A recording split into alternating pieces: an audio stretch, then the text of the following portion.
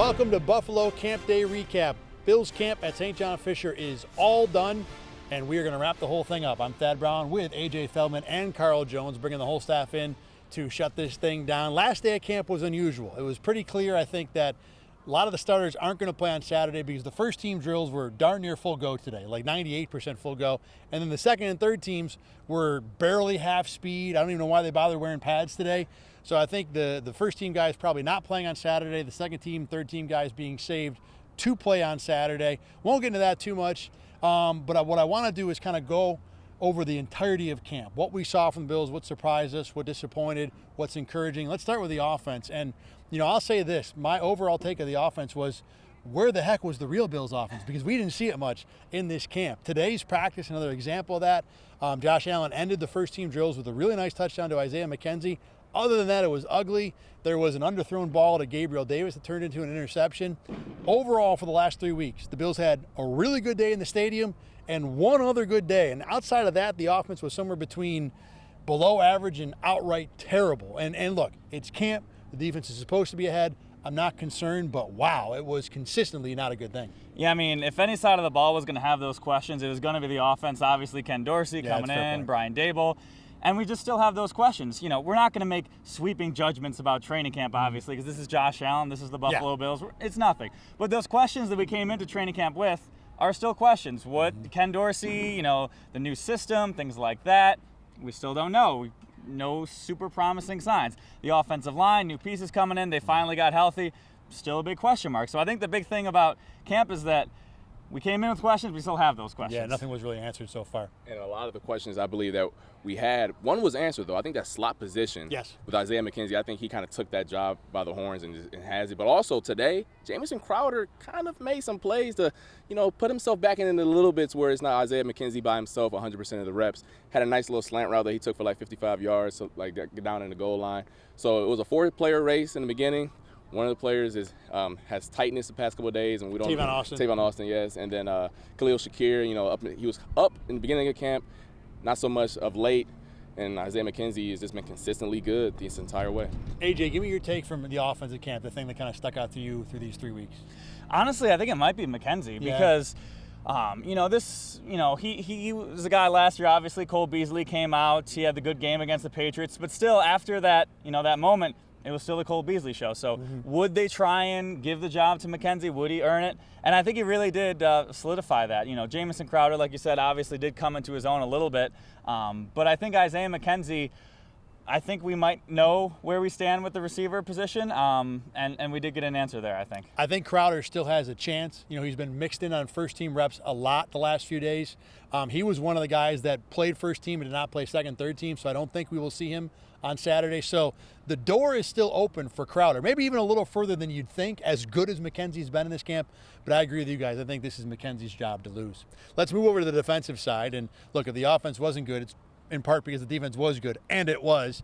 Ed Oliver, if he does what he did in these 3 weeks for the rest of his career, he's going to go straight to Canton away from Buffalo because he was as dominant as it gets. It wasn't just him, though. You know, I thought Greg Rousseau had a better than expected camp. Not great, but better than expected. You know, and I think Tremaine Edmonds made a few more splash plays, the thing that we've been looking for out of him his first few years in Buffalo. So up front with the front seven, I think generally pretty good. You know, the other pass rushers, Epinesa, Boogie Basham, didn't see a whole lot. Von Miller was Von Miller, you know, no surprise there. But I think overall this front seven to me really stood out as if you want to take a larger group of camp, maybe more than one position group, and say, these are the guys who do the best. To me, it's the front seven. Yeah, you talk about the offensive line and people coming in and out and in and out. You know, we're not super concerned about it. It's still training camp. We would be concerned if the defensive line and the linebackers couldn't dominate against these offensive linemen they were throwing out. You know, you mentioned Ed Oliver on his way to Canton. If he's playing against Bobby Hart and David Questenberry every day, I think he's got, a pretty good job. Yeah. So, you know, the offensive line certainly down, and like you said, the defensive line able to rise up and you know, take advantage and make some good plays so far in training camp.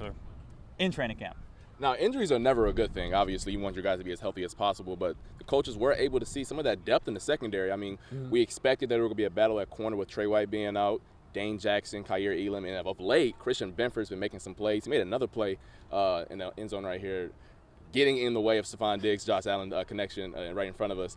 You see some depth with him, Nick McLeod, kind of cross-training a little bit between corner and safety. I'm not recommending that the Bills ever lose their 3 all-pro players, but I believe they have the 2 safeties. Exactly. Yeah. But I believe they have starter replacement players that can, in a pinch, a little bit help out a little bit in that regard. And I was very impressed in that because as a DB, come on, you guys, I'm over there looking, I'm analyzing that stuff.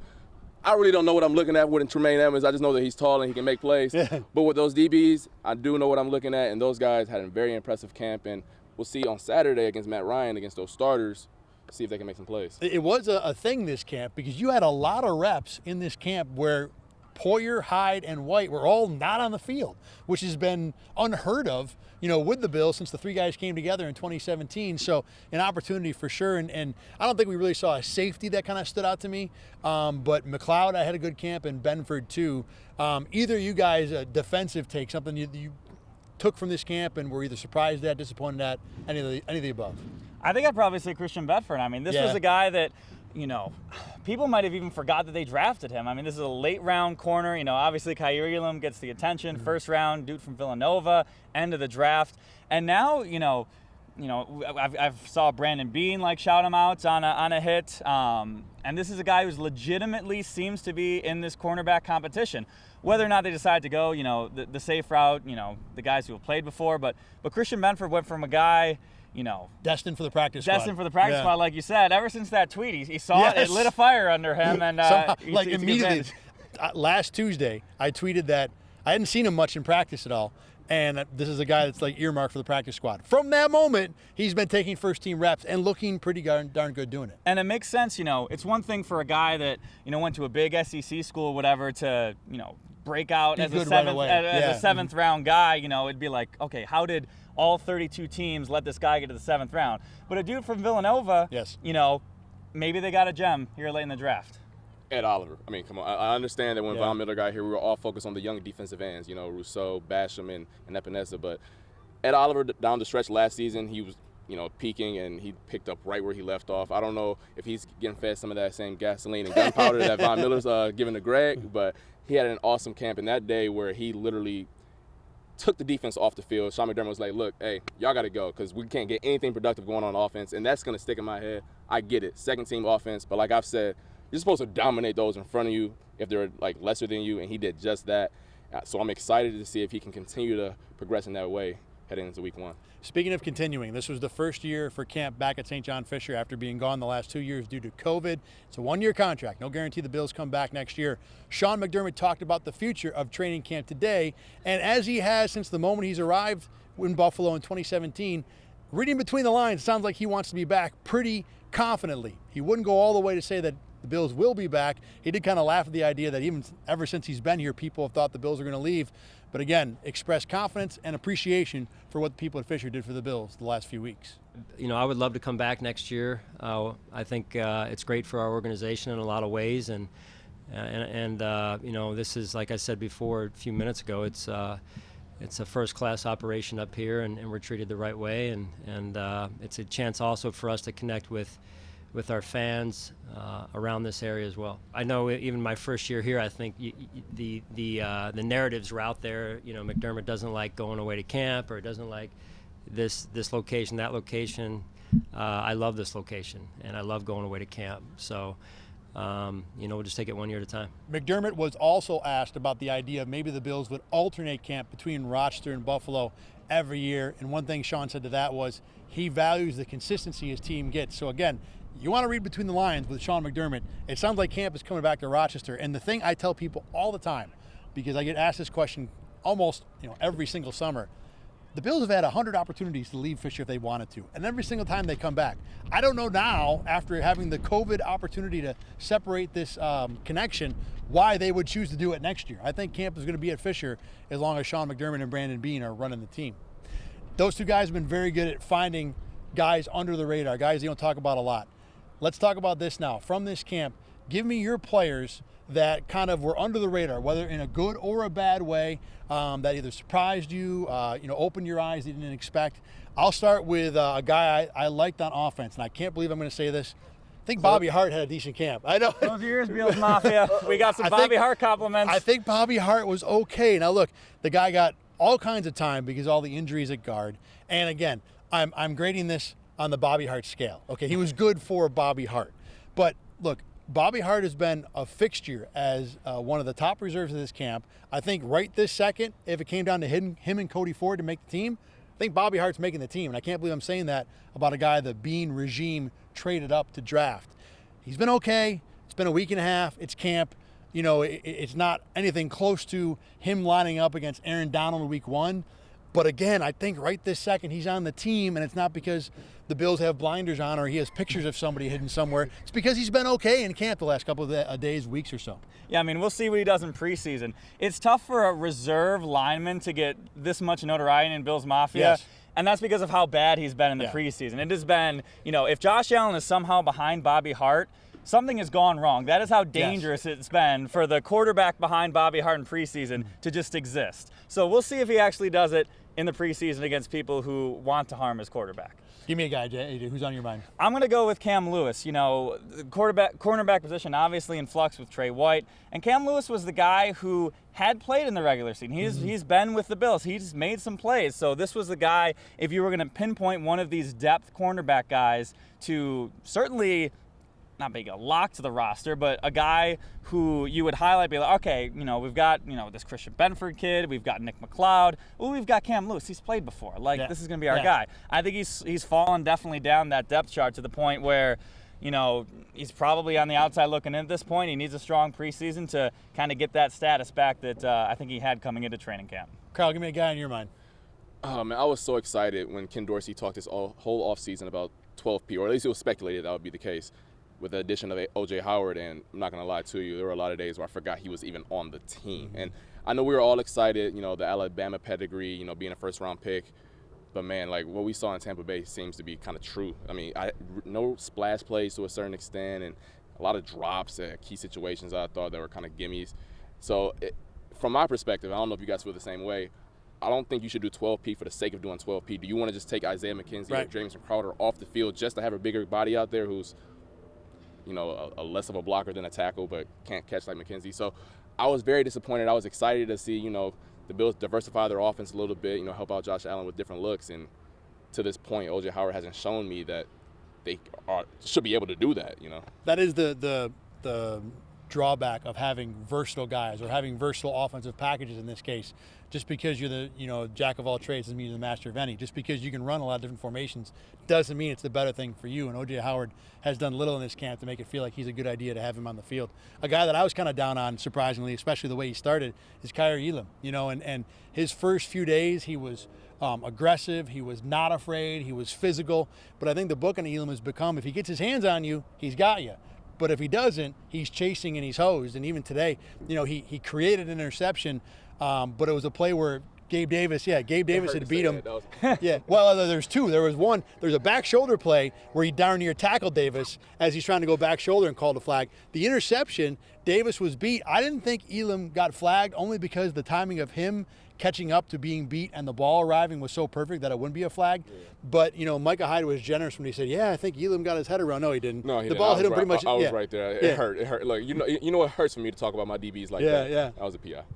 Yeah, so, I mean, and even if it wasn't a flag, it was an accidental deflection. So, look, Elam has got a lot of work to do. You've talked about it a little bit, Carl. You know, this is a guy that has the physical skills. It's about trusting the technique because, you know, when as you've said, when you play DB, you're supposed to use your feet. When you get beat with your feet, the grabbing stuff is the oh crap move, you know. So he's got to figure out how to get better with the feet, and the physical skills are there. I mean, he's physically gifted. I mean, every time he walks off the field, I'm like, you're bigger than everyone out here outside of Gabe Davis. So it's like, trust your feet, trust it. And it baffles me sometimes because I saw the tape at Alabama where he played Jamison Williams, the most athletic person he played all year, and we saw that same film. He's trusting the feet. And out here, he's going against guys who aren't nearly as athletic, and he hasn't done so far. But we've talked about it a little bit. Maybe when he gets to practice, away from all the fans and all the notoriety, maybe he'll trust his technique a little bit more. I don't know if that's too promising of news, considering on Sundays it's going to be a lot more than just this. But he just needs to get back to the basics and just trust his fundamentals. He will get a few weeks of just practice without fans every single day showing up to watch him. Any more guys, either of you, that stuck out at all? I'd kind of say the backup quarterbacks, Case Keenum and Matt Barkley. You know, Matt Barkley has been He's been in the organization in the past, a similar system. Case Keenum obviously been around the block, and I remember your training camp preview on the quarterbacks. You're like, there's no weakness. We got the best backup quarterbacks in the league, things like that.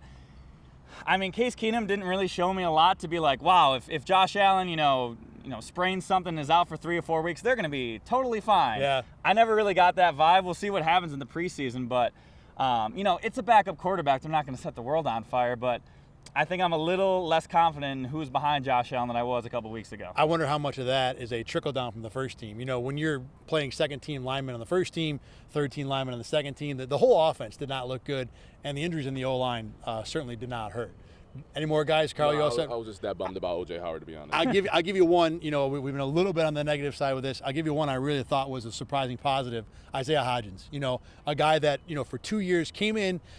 When he was drafted 2 rounds behind Gabriel Davis, we went to camp, I remember, with an inkling that maybe Hodgins might be the better of the 2 players. And since then, Hodgins has been a non-factor. The last week and a half of camp, he's been really good. And on a team that doesn't really have a lot of outside options behind Diggs and Davis. Granted, look, Crowder can play outside if he has to. McKenzie can play outside.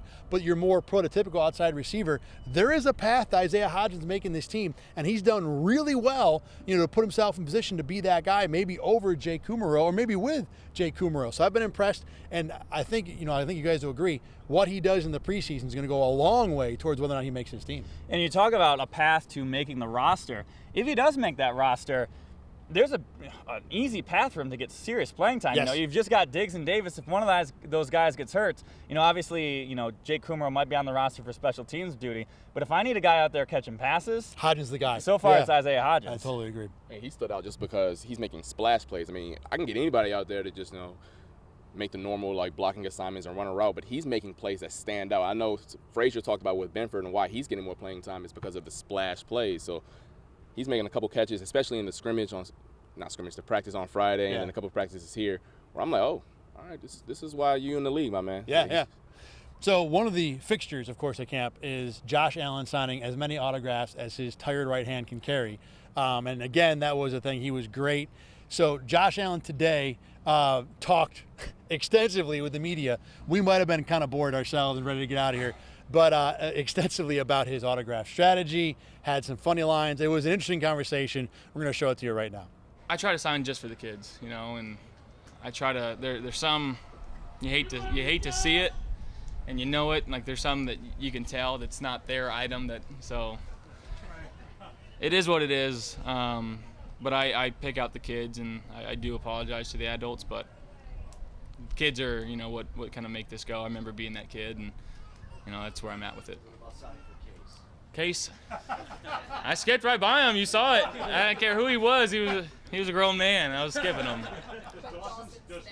Dawson's neck. Yeah, he's a child still too. Does your forearm or hand ever get like you're like, man, I've got to do a lot today? Sometimes, yeah.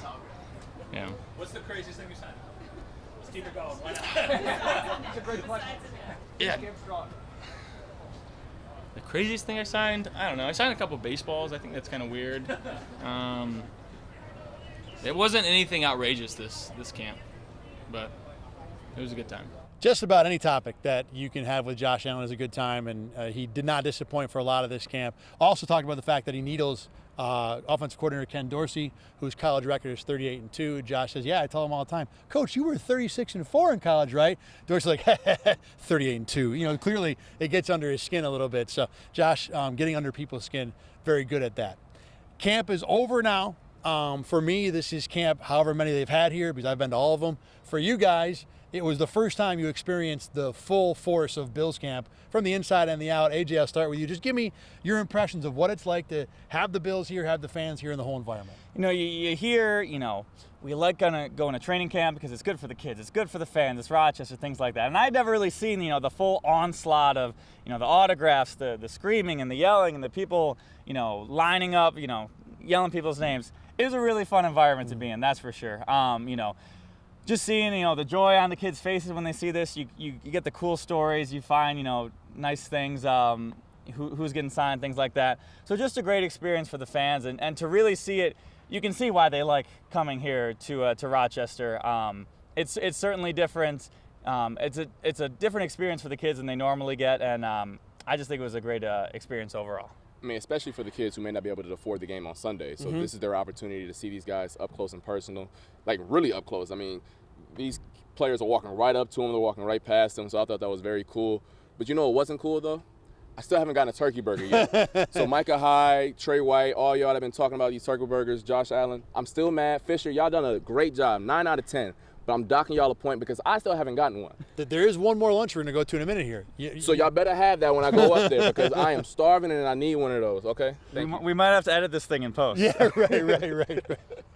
All right, before we say goodbye, there is one guy that is somewhere around here. I'm going to try and hook up with him later. Abdul Bounds. He's a security guard who's been here for years, and I want him to stop by and give his thoughts on camp, and we're going to show you that right now.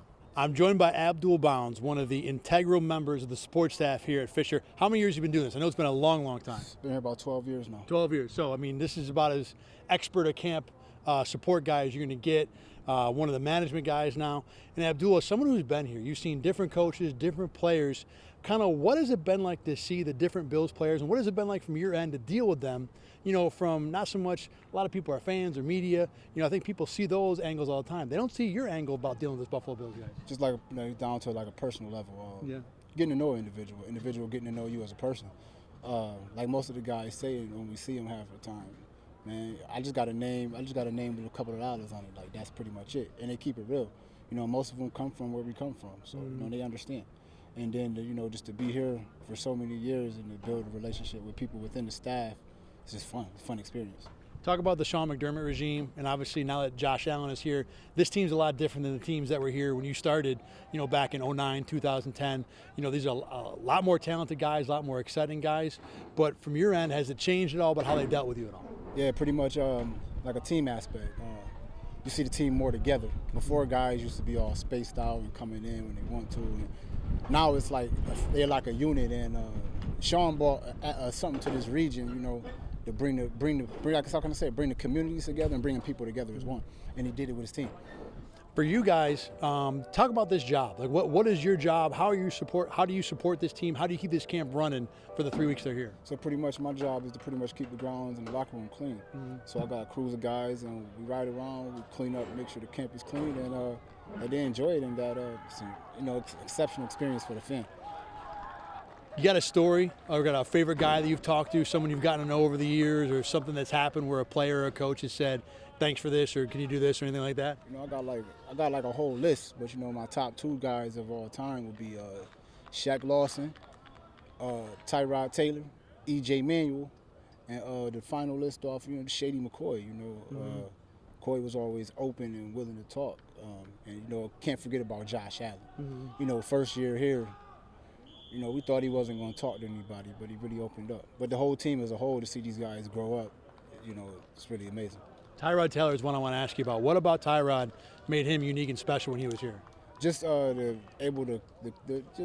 communication to both the Buffalo community and the Rochester community as a whole. The guy took the time to talk to people and get to know people. Abdul Bounds, everybody. This is a man who, if you see him here at camp, say hello. He'll say hello to you. He knows everything. He's been here. He's seen it all. Glad to get you on for a few minutes here on our podcast, man. Thanks for joining us. You're the man.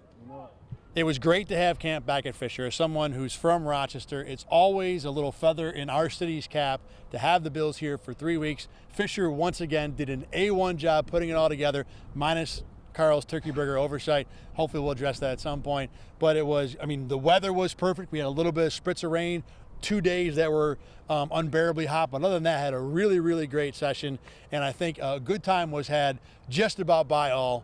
Now, we start taking football a little more serious. There's a game on Saturday. This program will be seen again in its normal form, Buffalo Game Day Recap, starting sometime probably be week 3, because we usually do Game Day Recap after the night games. But you will be able to see myself and AJ, Carl too, talking about the Bills, recapping games, doing everything you've seen right here at RochesterFirst.com and on Spotify, of course. That will conclude our coverage of Bills Camp 2022.